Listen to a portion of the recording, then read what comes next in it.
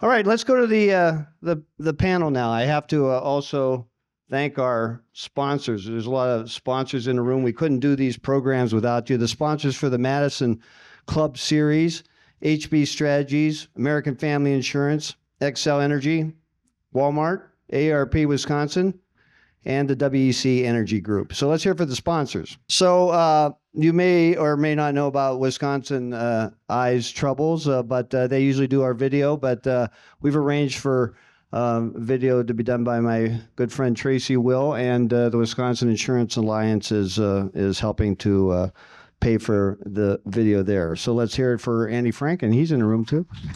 And if you have a solution to Wisconsin Eyes Troubles, go see Robin Voss, Devin Lemieux, and Governor Evers. All right.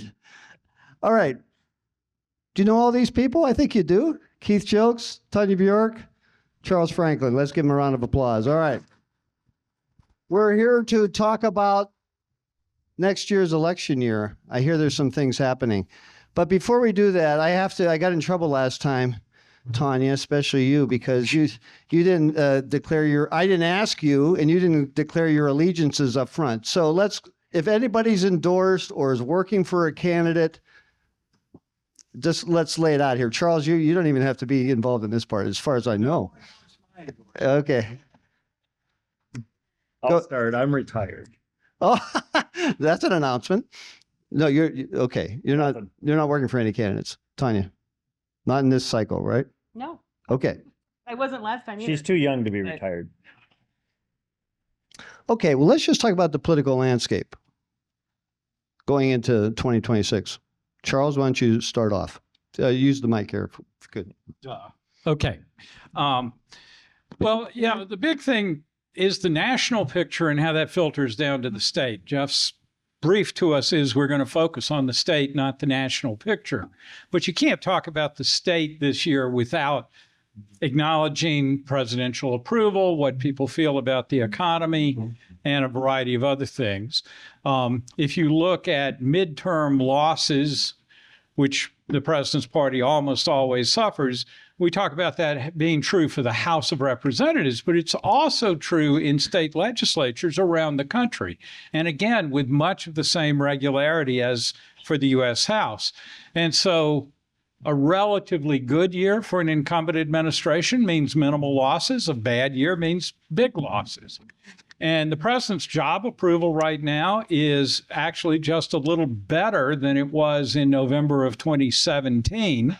Basically the same point going into the 2018 cycle. And you may recall that the Republicans lost 42 seats in the House in that cycle. His approval in our polling is about 43. His approval in the national average is about 42. It was 37 in November of 17. Though that was just before the Paul Ryan tax package passed in December, and approval did return to somewhat higher levels in the spring before the 18 election. So obviously we don't know what's going to happen in this coming spring. But and people are much more pessimistic about the economy right now than they were in 2017. So those two things together look to be a worse situation than in 2018. On the other hand, there are fewer competitive seats in the House of Representatives, and across state legislatures, it's more of a wash, but we do have a pretty limited number of state legislatures. I just close this little bit with one factoid. We all watch the Virginia and New Jersey races and other races around the country. But here's the thing. Democrats had 51 seats in the Virginia House of Delegates going into the election. They finished with 64, a gain of 13 seats out of about 100. I don't remember if there are 99 or 100 in the Virginia House. But those Republican seats that were lost had been won by an average of 5.5 points for the Republicans 2 years ago, and they were lost by an average of 6 points this year. So that's an 11.5 point swing there in a state that correctly is a more Democratic leaning state than ours is. But on the other hand, they did elect a Republican governor 4 years ago, and they had a very narrowly divided legislature. So I don't take that as meaningless. I'm not for a minute saying that we'll see an 11-point swing in Wisconsin. But that would be, I'll let Tanya go for 15 points and Keith go for 2. Taking him under the table. But I do think that puts something on the order of 5 to 8 Republican seats here in the Assembly at risk, given the margin that they had 2 years ago. And on the Senate side, I'm sure you're all familiar with the 3 most vulnerable Republican Senate seats. So we can come back to that, but that's my big lay of the land. Okay, go ahead, Tanya. Well, thanks. And thanks for those encouraging words, Charles. I appreciate it. But I want to expound a little bit on what Charles said. I think the landscape for Democrats is extremely good. A lot of the reason is for some of the things that Charles said about the Trump approval ratings. And I just think some of the issues that people are saying that they care a lot about, healthcare and the economy, are really going to go, are sort of going in our favor too. So, and I want to just a little bit more on some of the overperformance by Democrats, not just in Virginia and New Jersey, but in other places like Tennessee. There was recently, I'm sure you're all aware, there was recently a special election for a House seat in Tennessee, and Democrats were not successful, but we did overperform by about 13 points. And so that's similar. It's even more than the 11 points that you mentioned. And if Democrats were to do that, which isn't likely, we're not going to overperform by 13 points everywhere. That's not going to happen. But if we did, there would be a flip of over 45 House seats in the U.S. House. So, I mean, these numbers are pretty substantial. And also in Virginia, where you also mentioned the overperformance. I mean, as I was talking to my assembly friends this morning, as you know, they picked up 10 seats last time, 5 seats to go. And all of those seats that they're targeting, Harris actually won, which is pretty substantial. Even as Harris didn't win the state, but certainly Harris did win all of those districts that we need to go after. And if we overperformed like Virginia, not like Tennessee at 13 points, but like Virginia, the assembly would be sitting at 53 seats, 53 Democrats in the assembly. So these polls are great. But voters are actually more telling. And I couldn't be more pleased with sort of the way that it seems to be going for Democrats. And on the issues that people, or some of the top issues that people say they care about, the economy, I think 3/4 of Americans are saying that their grocery costs are going up. Affordability is a real thing. And Republicans seem to be taking the brunt of the blame for that. So I think you'll maybe talk about this, but Trump's approval rating on dealing with the economy is sunk to a sort of a new low. So also tariffs, I think Trump said, did he say, was it last night on the speech? The yelling. You weren't watching? I don't know if I didn't watch it. The yelling, I think he said tariffs are his favorite new word. And that's just not good. The American people are really starting to understand that tariffs are a factor and a large factor in some of the rising prices. And I think especially here in Wisconsin, I mean, we get sort of a double whammy. Prices go up, but also it really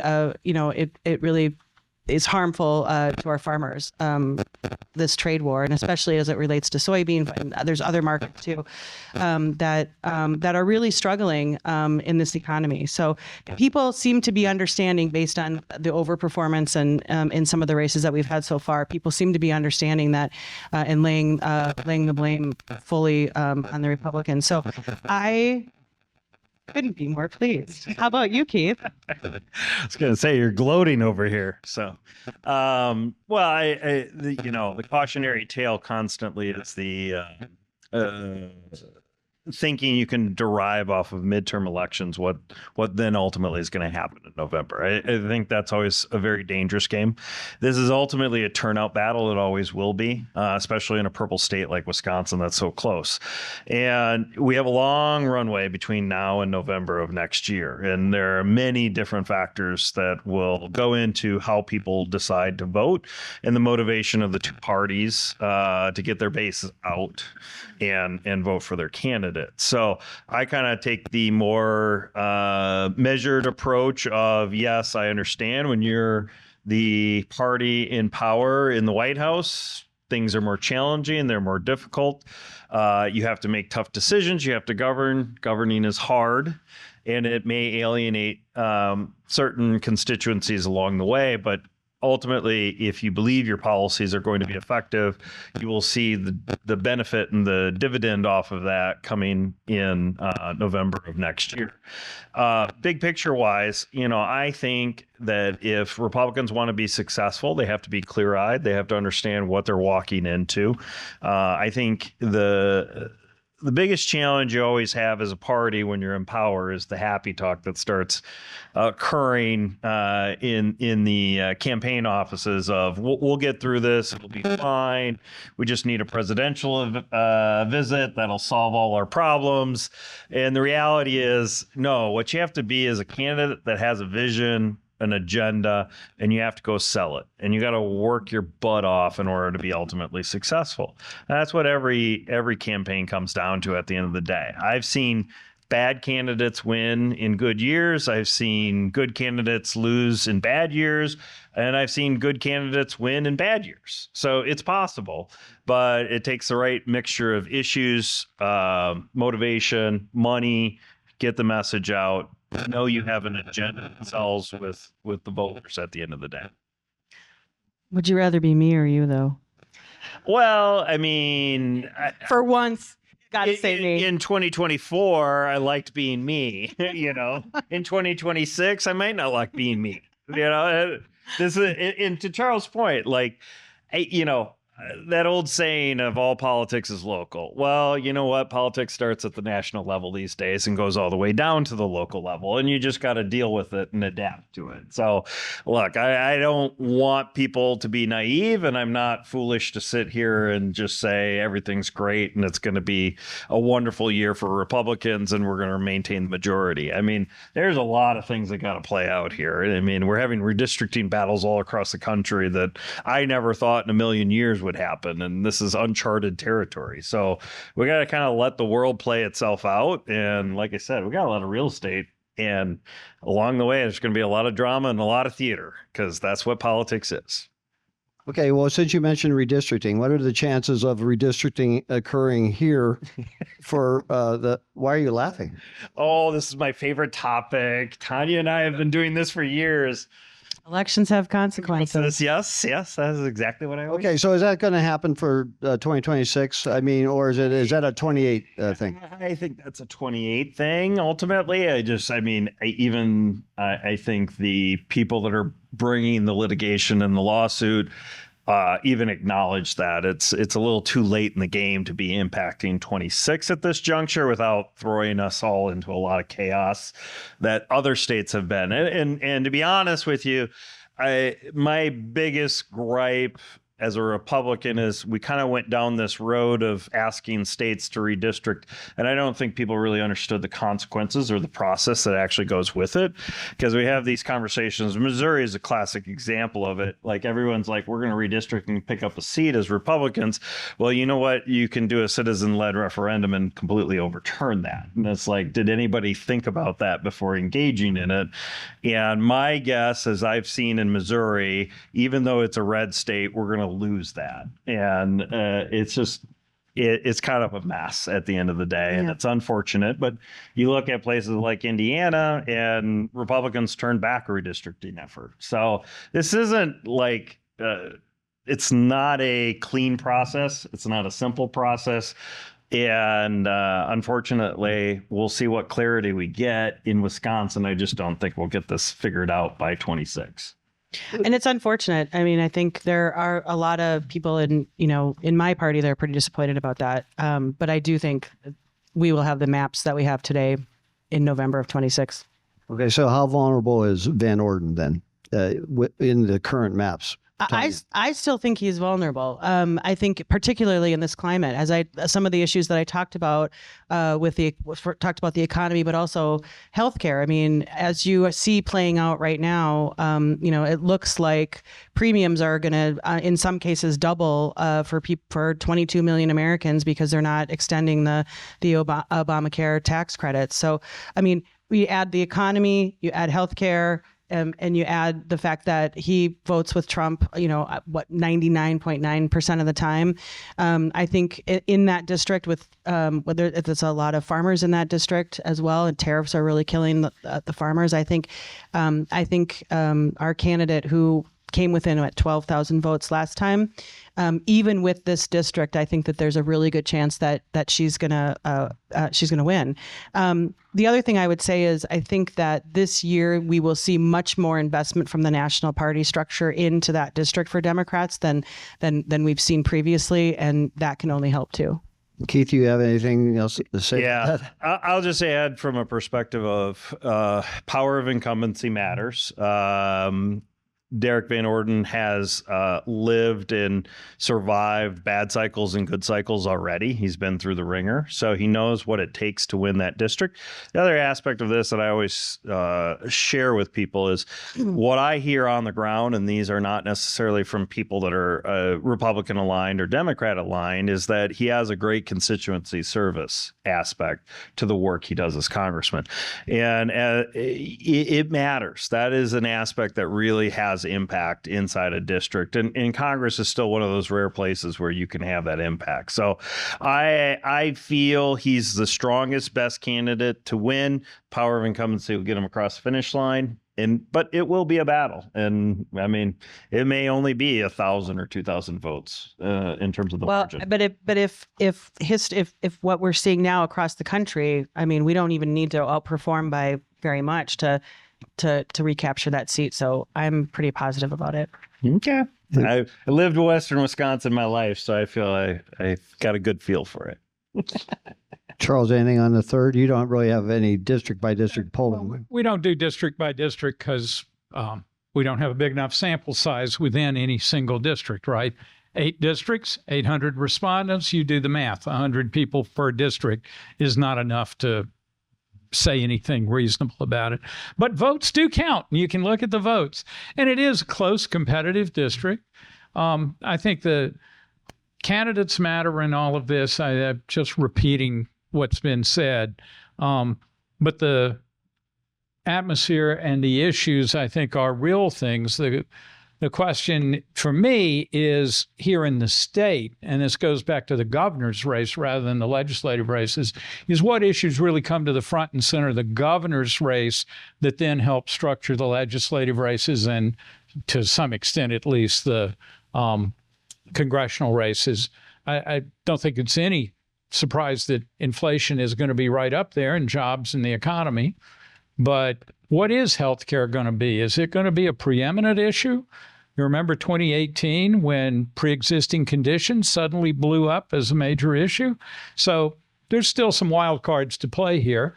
And, don't count Democrats out for being able to find the wrong issues to run on. Wow. Zing. Shot in the goal. All right. Oh, you're in trouble, Charles. Wow. Till later. Wow. Give me your drink ticket. All right. All right. Let's talk about That's right, though. I mean, just wait. Just let us. What? We'll fuck it up Yeah. somehow. We always. All right. The Wisconsin volleyball team here. Oh, what? Okay. So, all right. Let's talk about the state races in order. The first state race is going to be the state Supreme Court race. We have one of the candidates here, Judge Maria Lazar. Stand up again, Judge Lazar. You just haven't reached the same place I'm going. Oh, okay. Will Martin is leaving, and okay. Thank you, Will.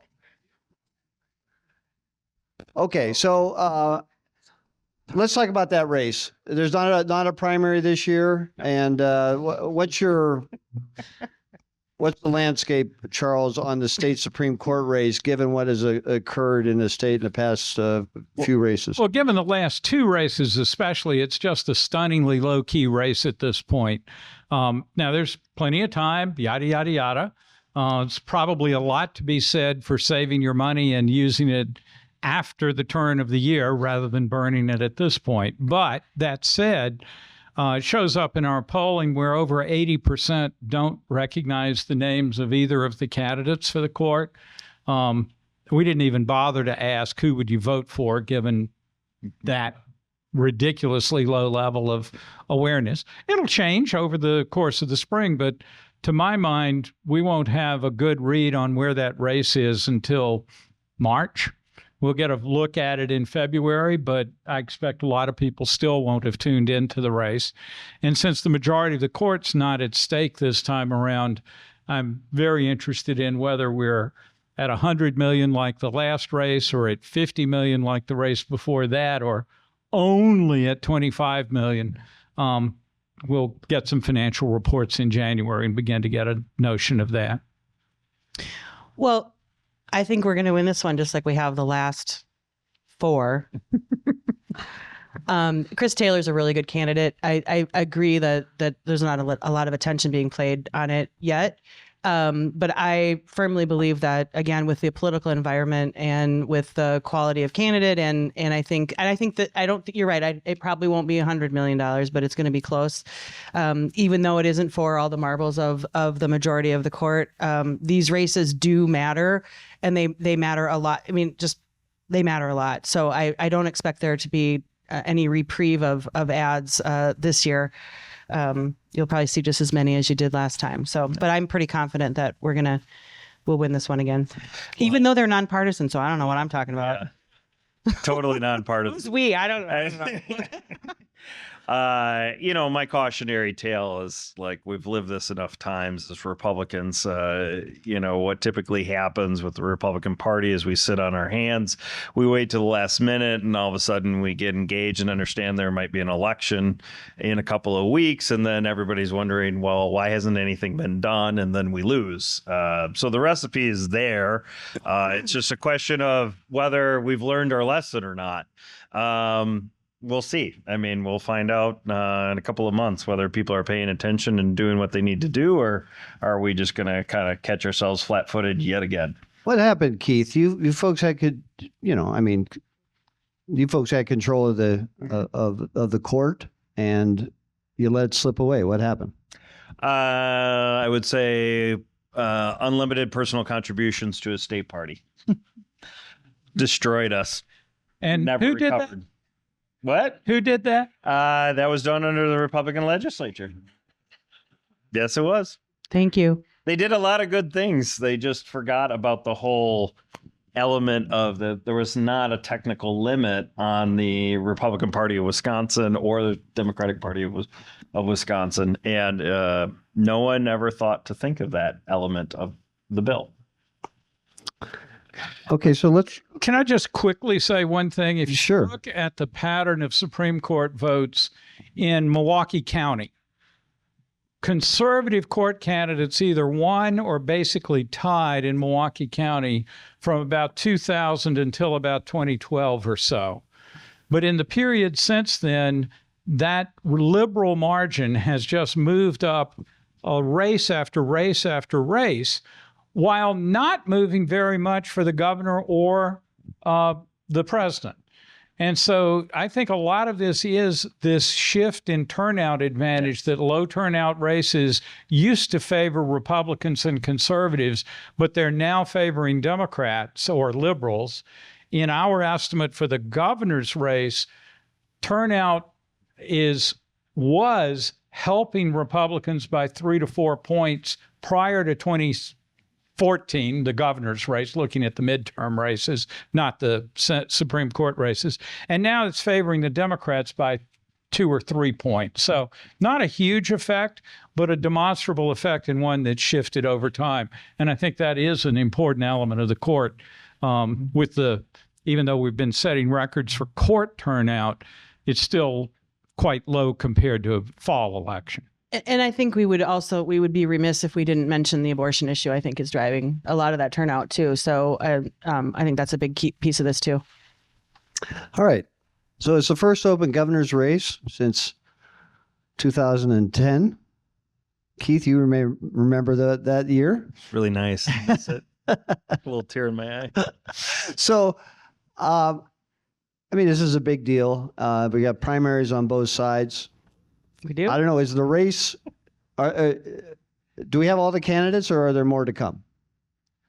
Oh, well, Tim Michaels proved me wrong, so I'm not going to sit here and say that there isn't a chance, at least on our side, somebody couldn't pop in. And, it seems like every month a new person pops in on the D side, but I'll let Tanya speak to that. So, no, until your name is on those signatures and you're submitted and you're on the ballot, anybody can walk into this thing, and then especially somebody that has the ability to self-fund a campaign. So this could still be a wild ride, and we could see new people, and there's ebbs and flows all the time. And, Tanya can speak to her party, but Republicans are fantastic at second guessing ourselves constantly about whether we have a good candidate or not. And it's unfortunate at times. Or are you satisfied with the field as it is? I am. I mean, I think we got 2 strong candidates. There could be more, could be less by the time we get to the ballot signature time. But so be it. We'll see how it plays out. Tanya, are you satisfied with the field so far? I'm thrilled. I mean, we have 7 great candidates, and I'm going to list them in alphabetical order, so I don't get in trouble. Someone did their homework. Okay, well, go ahead. List them in alphabetical order. No, we have 7 great candidates, and Barnes and Brennan and Crowley and Hung and Hughes and Rodriguez and Roy. It sounds like a circus act actually, but it's not.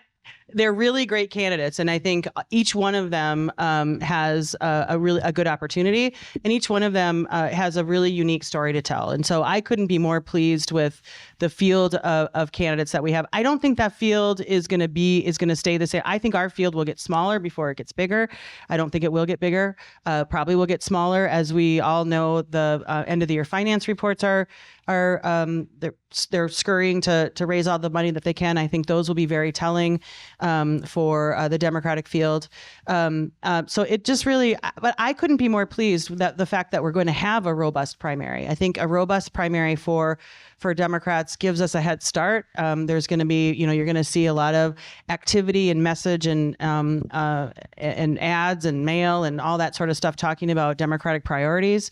And I think that only gives us a head start when it comes to the general election. So I couldn't be more pleased. So just to clarify, you missed Brett Halsey. So who's the front runner on the Democratic side? Who's the front runner in the primary right now? Okay, I'm scanning the room to see who's going to be throwing ice cubes at me. I mean, I don't think this is a secret. I think Mandela Barnes is the front runner. Part of it is because he ran for Senate. But he ran recently. He has relatively good name ID. He's got a giant fundraising list. I mean, he raised a ton of money into his own campaign last time. I think upwards of $40 million just into the Senate campaign. That doesn't count all of the independent expenditure and the other money that was raised. But I think he starts as the front runner. That doesn't mean he's going to stay as the front runner. I think this report is really going to. The expectations are high for him on this finance report, and we'll see how he does. So, but Sarah Rodriguez has a stake from the Lieutenant Governors Association, which a Democratic Lieutenant Governors Association. Yeah, I think, and so, I mean, what you're saying is that we're going to quickly know on January 15th who the front runners are by virtue of the money raised. Well, we're going to know who the front runner is on January 15th. Yeah. I think these finance reports are going to say a lot. And listen, the Lieutenant Governors Association, I know that they said before Mandela Barnes got in, they said they were going to spend that money. Are they really going to spend that money now that there's another former lieutenant governor in the race? I don't know. I don't know. Yeah. That was, things changed. That was then, this is now. So, I don't know. I would say outside money is just so completely unpredictable. Yeah. like you can't say with absolute certainty because somebody could show up because some funder decides that they really believe in this candidate. And I'm not sure that they meant that they were going to spend that money in the primary either. So I don't know that for sure. But I think that I think we're going to see less outside influence on the primary than we certainly will in the general. That's for sure. So really, it's up to the what you're saying, it's up to the candidates to raise their money in the primary, and that will be the telling factor. Yes. Okay. Charles. Because also money equals support, right? So, it's really going to say a lot. And particularly because, Mandela Barnes has a big list, but he also has a very short amount of time. And there are other really great candidates that are also, raising money too. So we might be surprised on when these reports come out to see what happens. Okay. So Charles, the last crowded Democratic primary for governor was 2018, and Tony Evers emerged from that and ended up, Keith, beating Scott Walker. So what... are we learning something from 2018 for this primary, or is it just a whole new ballgame? No, I think there's a little bit there. Excuse me. On the money side, though, we focused on the high end. I'm also going to be interested in who's obviously struggling to raise any money. That could go to help us understand if somebody's likely to drop out. In 2018, it's interesting. I just checked this today because memory fails. There were 10 Democrats on the ballot for that primary. And Tony Evers won the primary, but with just 42% of the vote. So one thing to remember in this crowded field is it's entirely possible, maybe even likely, that the winner of the primary has a minority of the vote. And that makes it a little more of a wild card. Now, in Evers' case, second place was Malin Mitchell at 16%. So there was a pretty wide gap that had opened there. But you could imagine a top three going into August within a couple of 3 points of each other. And then you really are looking at a third, and a third, and 1% for the also-rans. But on the name ID thing, because that's certainly one of the things that is a primary reason to say Mandela Barnes is the front runner, is just because we all assume his name ID will be very high. But in 2018, he started as the sitting lieutenant governor with just 33% name ID in the spring. This was in our March poll that year. Paul Soglin was at 28, Weinhaut at 21, Flynn at 21, and the rest were in the teens. This time nobody's in the 30s on the Democratic side, but Crowley at 26, Rodriguez at 25, Hong at 22, and then the rest are in the teens. So that's not wildly different from what the early primary looked like in 2018. And so it still leaves room for someone to emerge. With Mandela, by the time he finished the 22 Senate race, he was up to 84% name ID. That, in other candidates who've run and then been out for a while and then have run again, their name ID drops by 20 points or so. But still, if he came into this race with a 60% name ID, that would be more than double, almost triple what the second place is. But there's plenty of time to affect name ID over time. The resources that flow, that's more of an issue. Yeah, that's why I think the money is going to tell us a lot more, because you can buy name ID pretty easily and quickly if you have the resources to do it. Okay, so we have the AG's race is a rematch. I don't think there's a primary, not that I know of, and there probably won't be Eric Toney, versus Josh Call. I always ask this one so goes the governor's race, goes the AG's race, or will they be able to break through? Well, I would say that you're probably correct in that statement. I don't know that we're going to end up with a Jim Doyle, J.B. Van Hollen type situation in this election cycle in the current modern political environment. So I think it starts with the governor's race and it carries down ballot. And, the closer the governor's race is, the closer the AG's race, the closer the state Senate and the assembly end up being at the end of the day. So, yeah, I think Josh is well positioned. He's beat this guy before, and now he's the incumbent. He's gonna, I think, if the governor's race is close, I think Josh Kaul wins for sure. If it's a blowout on the Republican side, which ain't going to happen. Kaul's races have been closer than the governor's races, though. They've been breathtaking. Because there's a drop off. There's a drop off. Yeah, well, a narrowing, I would say, maybe it's a drop off from the top of the number ticket, of votes, but much closer races in both the AG's race. And my theory on that typically is that, Republicans have an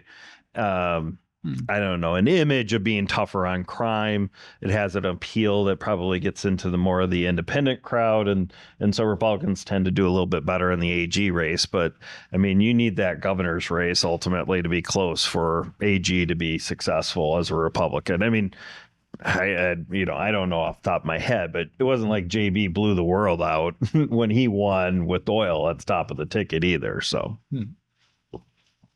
All right, the legislature. So let's start with you, Keith. I think a lot of pundits think, well, a Republican Senate is no more. It's a foregone conclusion. Democrats will win that. Why is it so tough for Republicans to hold control there? Do you think they will? So when it comes to the state legislature, I have seen us succeed in bad years and survive. 2006, we lost control of the state Senate, but we also still maintain control of the assembly. So even in bad years, there's possibilities to hold things. I think it really, when you start getting down to state legislative races, it really does become a matter of the type of candidate, quality of candidate. It's shoe leather. You can actually impact a race by the doors you knock and the conversations you have. And so there's an opportunity to hold in the assembly or the Senate if you're willing to put that work in and you have the resources and play it to a draw.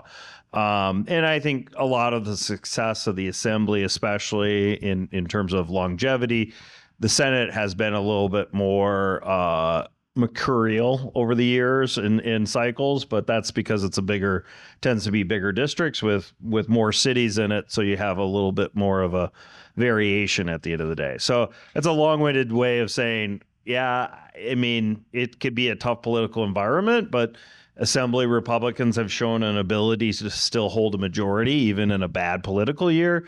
And the Senate at times has been able to do it as well, but some of that can be is more predicted on, how successful you have a candidate in terms of those different cities, if there's campuses, just a little bit more subject to the wins at the top of the ticket. So you sound like, I'm reading that you're sounding like it's an uphill battle for Republicans in the legislature to hold on to control of the legislature. That's kind of what I read.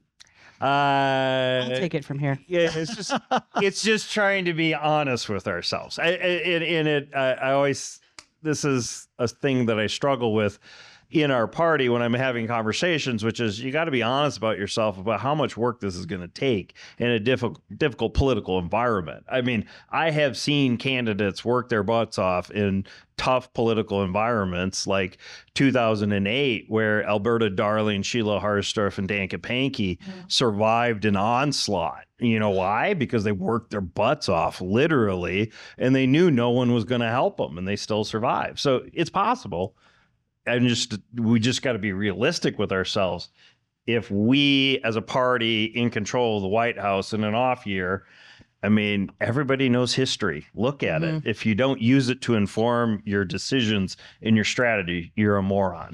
Well, and I also think, as you always say, elections have consequences. Yes. Well, fair maps have consequences too. And, let's just look at just the last year when the Assembly picked up, 10 seats last time and the Senate picked up 4. That's phenomenal. And I think that we are well suited to pick up the seats that we need. If you would have told me 5 years ago that we would be sitting here thinking that there's a chance that the Democrats would have control of the legislature, I would have said, I don't think so.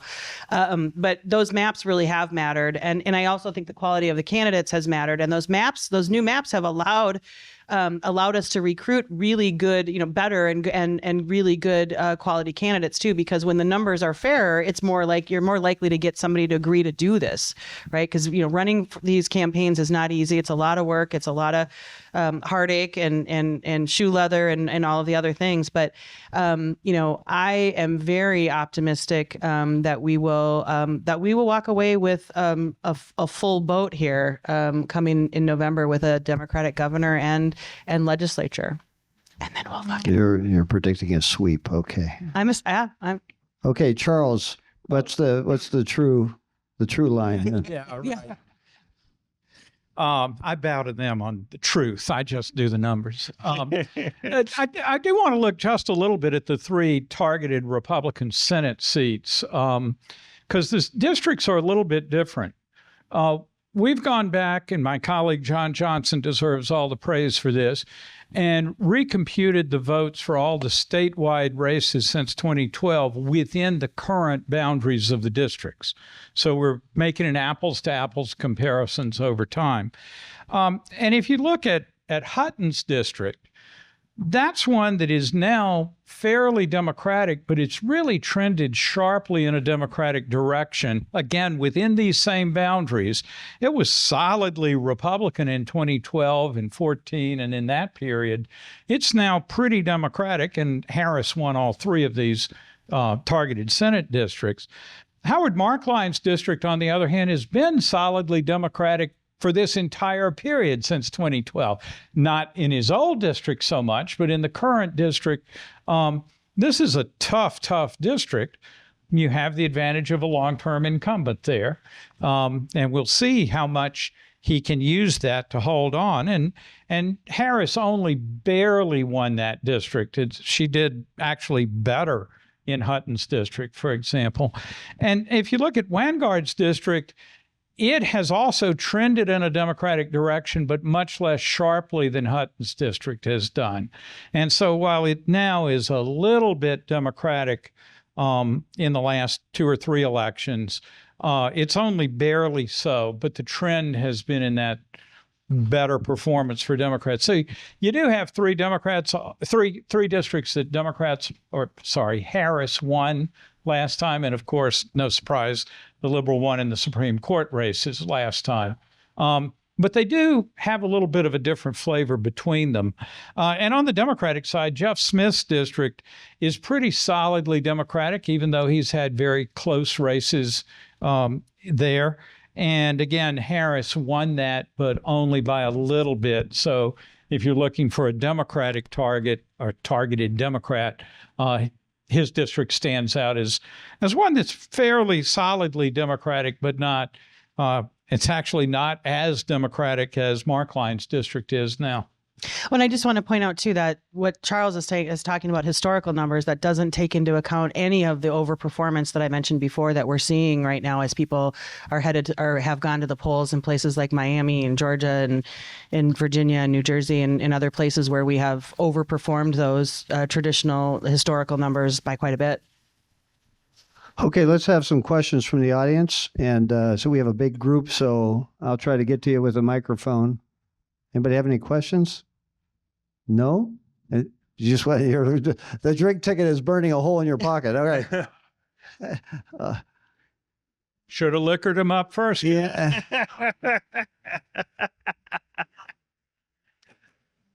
Oh, God. Oh, you got one. Uh-oh.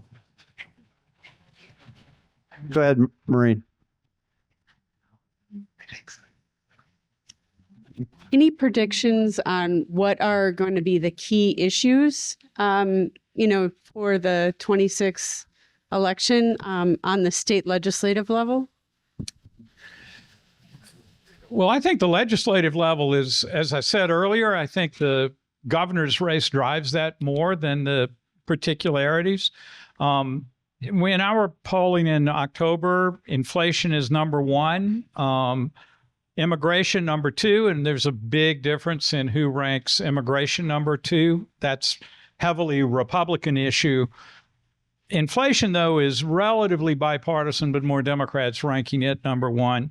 And then you get health insurance as number 3. And this was October before people saw the end of the Obamacare subsidies. So that could change.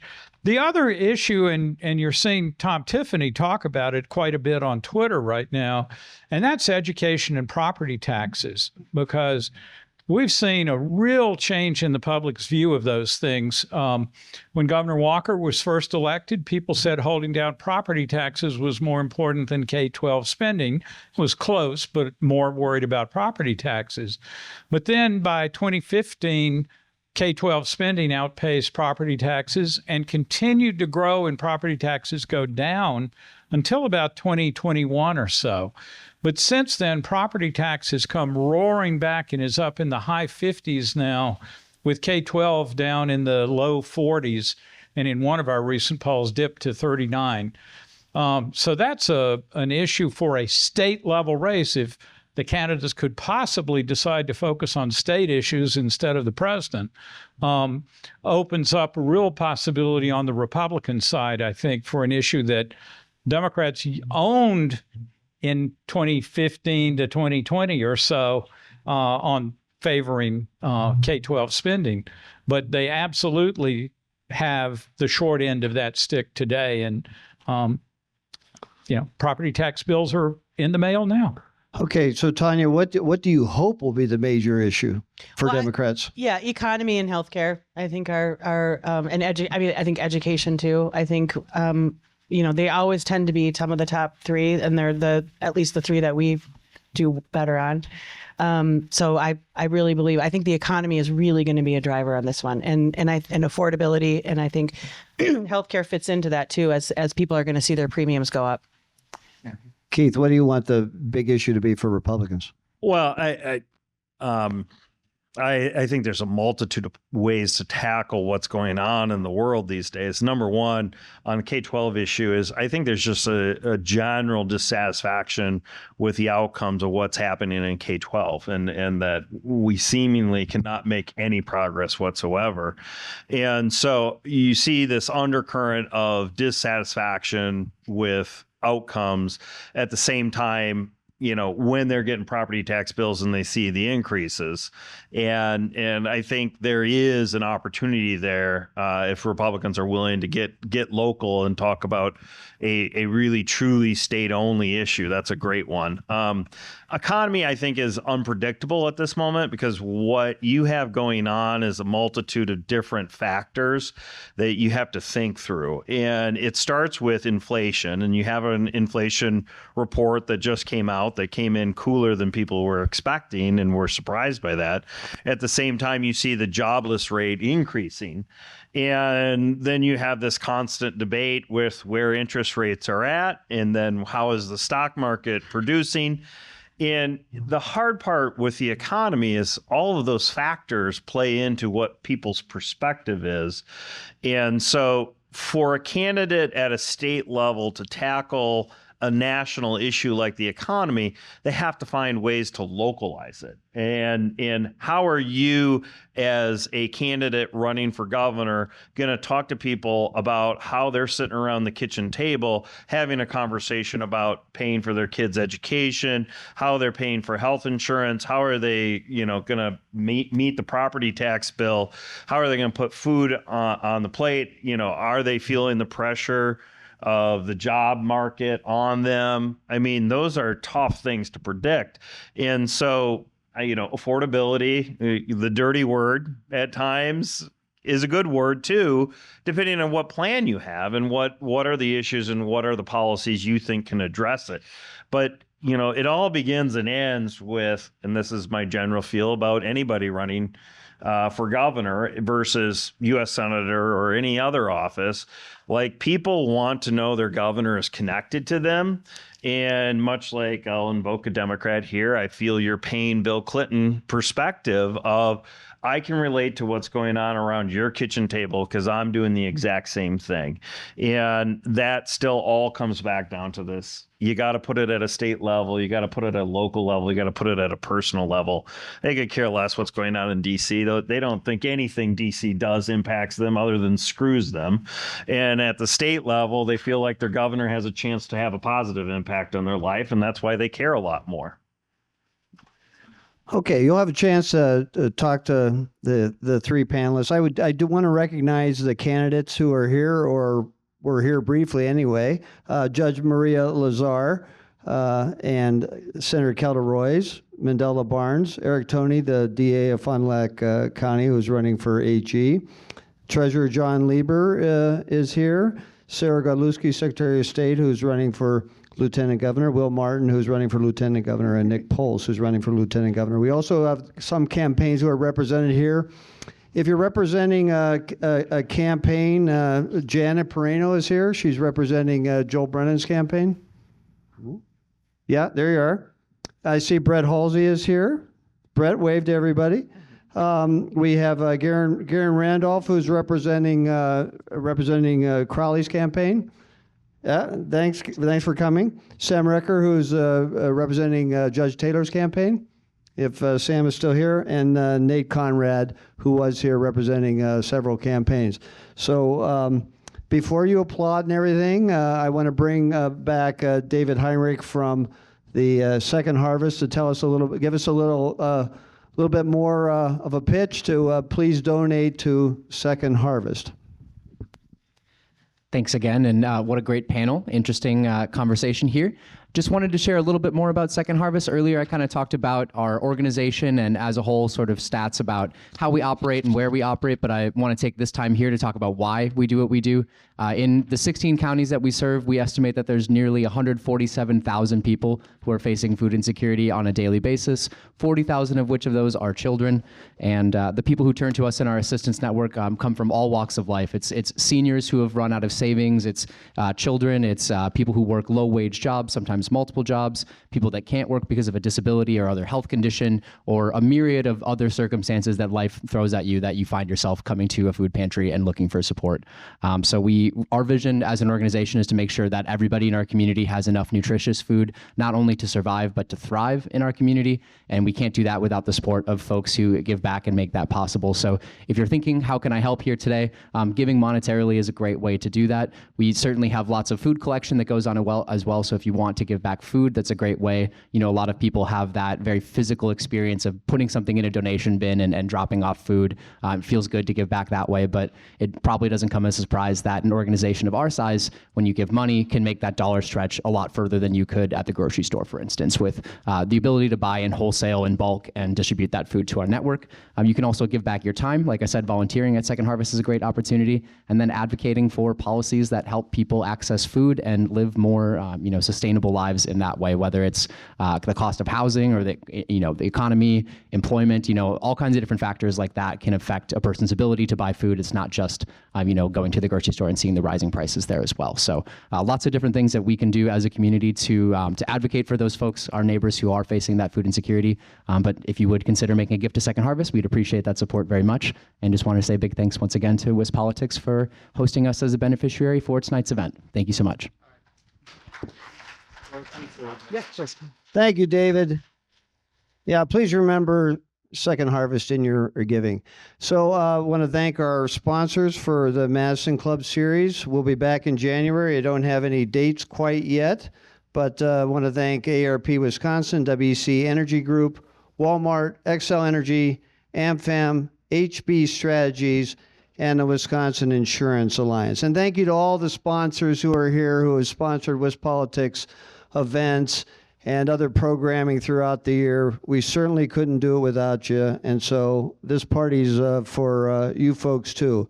So let's hear it for all the candidates, all the campaigns, the panelists.